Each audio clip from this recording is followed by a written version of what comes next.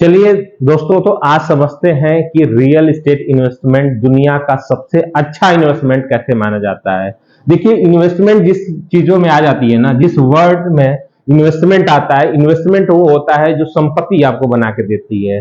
और संपत्ति कई तरह से बनाते हैं। हर आदमी दुनिया का पैसा कमाता है। पैसा एक ऐसी चीज है जो सब कमाता है, चाहे वो गरीब हो चाहे अमीर हो, चाहे एक सिपाही हो, मास्टर हो, आईएएस हो, आईपीएस हो, जो भी नौकरी कर रहा है, प्राइवेट सेक्टर में नौकरी कर रहे हैं, बिजनेस कर रहे हैं, सब पैसा कमाता है। बट पैसे को कैसे ग्रो करना है ये सबको नहीं आता है। अगर जो पैसा कमाया इसको ग्रो करने आ गया, ये समझिए कि आपको पैसा बनाने आ गया। पैसा दो तरह से कमाया जा सकता है, एक पैसा कमाया जाता है और एक पैसा बनाया जाता है। तो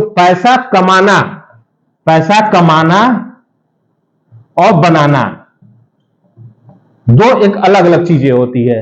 पैसा सब कमाता है, एक छोटा छोटा आदमी भी कमाता है, ठेला रिक्शा, चाय वाला, जो भी है, एक छोटा छोटा काम करने वाला मजदूर, हर आदमी पैसा कमाता है। बट पैसा कमाना और इस पैसे को फिर से पैसा लगा के पैसा और बनाना, ये सबको नहीं आता है। और यही कारण है कि कुछ लोग गरीब हो जाते हैं।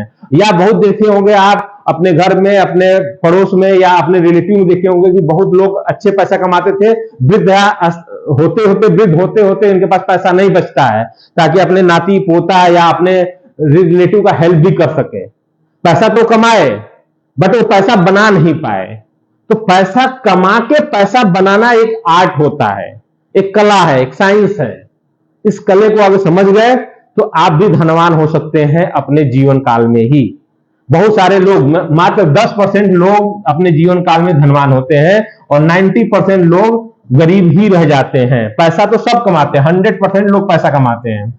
इस 100 में से जो 100% लोग हैं, इसमें से 10% लोग अपने पैसे, कमाए हुए पैसे को ग्रो करना जानते हैं और 90% लोग ये नहीं जानते हैं, ये खर्च करना जानते हैं। केवल कि पैसा आया तो स्कूल का फीस दे दो, भाड़ा दे दो, किराया दे दो, लोन ले लो, एक मोबाइल का लोन ले लो, एक फिर कार का लोन ले लो, इस तरह के खर्च करने जानते हैं। बट 10% जो लोग होते हैं वो जानते हैं कि जब पैसा आ गया मेरे पास, इस पैसे को इन्वेस्टमेंट कैसे करना है और फिर इन्वेस्टमेंट करके फिर पैसे को जनरेट कैसे करना है। अगर ये कला आपको आ गया तो कोई पैसा, चाहे आप 10,000 कमा रहे हो चाहे 50,000 कमा रहे हो, बुढ़ापे आते आते आप धनी वाले श्रेणी में आ जाएंगे। और अगर 1,00,000 भी कमा रहे हो, अगर ये कला नहीं आ गया तो आप बुढ़ापे आते आते गरीब तो 100% बन जाओगे। तो इसको हम समझते हैं कि कहां इन्वेस्टमेंट करें। सबसे बड़ी चीज होती है ना, हमको नॉलेज नहीं होती है कि हम इन्वेस्टमेंट करें तो करें कहां। इन्वेस्टमेंट सब जानता है कि इन्वेस्टमेंट अच्छी चीज है, इन्वेस्टमेंट करना चाहिए, बट हमको ये नहीं पता होता कि अपने पैसे का इन्वेस्टमेंट करें कहां। ये चीजें ना, आप पता तो होता है कि इन्वेस्टमेंट करना चाहिए। अब तरह तरह की हमारी सोसाइटी में भ्रांतियां फैली हुई हैं। कोई आएगा कहेगा कि एक काम करिए, इंश्योरेंस ले लीजिए। हमको पता ही नहीं कि इंश्योरेंस क्या है, क्या वो इन्वेस्टमेंट है। कोई आएगा कहेगा म्यूचुअल फंड ले लीजिए।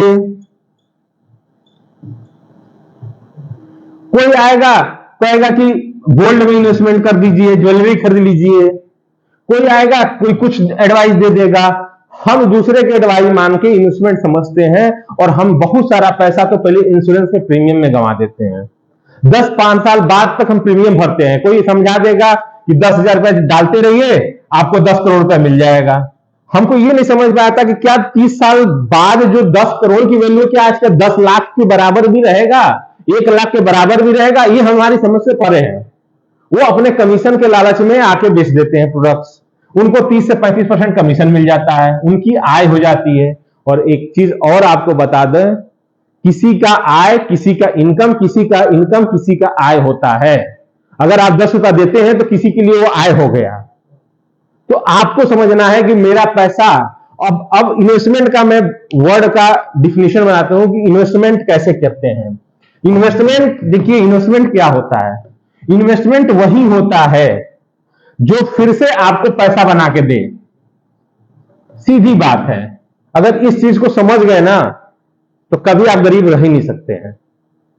इन्वेस्टमेंट वही होता है जो फिर से आपको कैश फ्लो बना दे, फिर से आपको कैश जनरेट कर दे। जैसे मैं एग्जांपल देता हूं, एक घर आप खरीदते हो, रहने के लिए नहीं, मैं बता रहा हूं इन्वेस्टमेंट के लिए। जिस घर में आप रहते हो इन्वेस्टमेंट नहीं होता है, वो एसेट्स नहीं होती, वो लाइबिलिटीज होती है। बट एक आप घर में रह रहे हो और एक घर और खरीद लेते हो,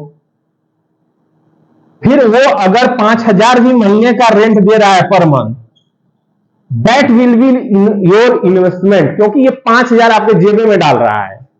और जब ये जेब में 5,000 डालने लगा ना, वो इन्वेस्टमेंट हो जाएगा।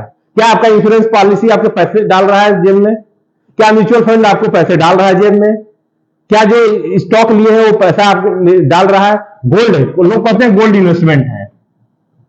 ये गोल्ड क्या आपको पैसा जनरेट करके दे रहा है? अब जब बेचेंगे तब ना बेचेंगे, तब तक आपको पता चलेगा कि इमोशनल अटैचमेंट उससे हो जाएगा। आप बेच के कभी कैश के रूप में कन्वर्ट ही नहीं कर पाएंगे। तो जब तक गोल्ड को कैश के रूप में कन्वर्ट ना कर ले, तब तक वो गोल्ड भी आपका इन्वेस्टमेंट नहीं था। तो ऐसा एक रियल एस्टेट इन्वेस्टमेंट को बेस्ट इन्वेस्टमेंट क्यों कहा जाता है? फिर से अपने टॉपिक पे आते हैं, क्योंकि रियल एस्टेट इन्वेस्टमेंट क्या है? सबसे पहले जानते हैं कि कितने प्रकार की इन्वेस्टमेंट होती है। तो देखेंगे कि 2 प्रकार की इन्वेस्टमेंट होती है। अगर प्रकार की बात करें तो इन्वेस्टमेंट 2 प्रकार की हुई, ठीक है।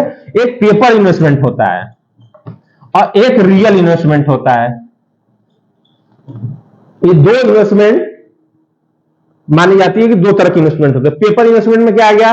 जैसे आप शेयर खरीद लिए, वो क्या मिला आपको? पेपर के रूप में मिल गया। म्यूचुअल फंड खरीद लिए, क्या मिला? पेपर के रूप में मिल गया। एफडी कर दिए, क्या मिला? पेपर के रूप में मिला। इंश्योरेंस कर दिए, क्या मिला? पेपर के रूप में मिला। तो सारे इन्वेस्टमेंट जो आप करते हो, देखते हो पेपर के रूप में आपको मिल जाता है, पैसा किसी और के पास चला जाता है, आपको एक पेपर मिल जाता है, एक लिखित मिल जाती है, वो सारे पेपर इन्वेस्टमेंट होता है। एक रियल इन्वेस्टमेंट होता है। रियल इन्वेस्टमेंट क्या होता है? जैसे प्रॉपर्टी आपको मिल गया, देख सकते हैं, छू सकते हैं, रह सकते हैं, महसूस कर सकते हैं। और गोल्ड, ये 2 इन्वेस्टमेंट ऐसे हैं जो रियल इन्वेस्टमेंट माने जाते हैं। तो पेपर इन्वेस्टमेंट और रियल इन्वेस्टमेंट में क्या अंतर होता है? आप चलते हैं। पेपर इन्वेस्टमेंट में क्या होता है कि पेपर इन्वेस्टमेंट के लिए आपको लोन नहीं मिलता है मार्केट से। ये एक ऐसा इन्वेस्टमेंट करना है जो अपने से करेंगे, अपने कमाए हुए धन से करेंगे। और यहां गोल्ड के लिए भी लोन नहीं मिलता है। गोल्ड खरीदने के लिए लोन आपको नहीं मिलेगा, बल्कि दुनिया में एक इन्वेस्टमेंट है जहां आप गौर से देखें, उसके लिए दूसरे के पैसे लेके आप इन्वेस्टमेंट कर सकते हैं। बैंक में रखा हुआ पैसा किसका है? दूसरे का है। अगर उस पैसे का आप यूज करना सीख गए तो आपको करोड़पति बनने से कोई रोक नहीं सकता है। तो आज उसी के बारे में हम चर्चा करेंगे कि ये जो दूसरे का पैसा लेके इन्वेस्टमेंट करना है, उसको यूज करके आप करोड़पति कैसे बनते हैं। तो अगर ये देखना चाहते हैं कि दूसरे का पैसा लेके हम करोड़पति कैसे बनते हैं, तो ये चैनल को सब्सक्राइब कर लीजिए। और नेक्स्ट पार्ट जो आएगा ना, इसमें हम बताएंगे कि आप दूसरे का पैसा लेके करोड़पति कैसे बन सकते हैं। करोड़ों रुपया बिना पैसा लगाए रियल एस्टेट में कैसे कमा सकते हैं, इसकी गारंटी हम दे देंगे, समझा देंगे, दिखा देंगे कि बिना पैसा लगाए आप करोड़ों के मालिक भी बन सकते हैं और कैश फ्लो भी आएगा। आपकी जेब में हर महीना पैसा आएगा।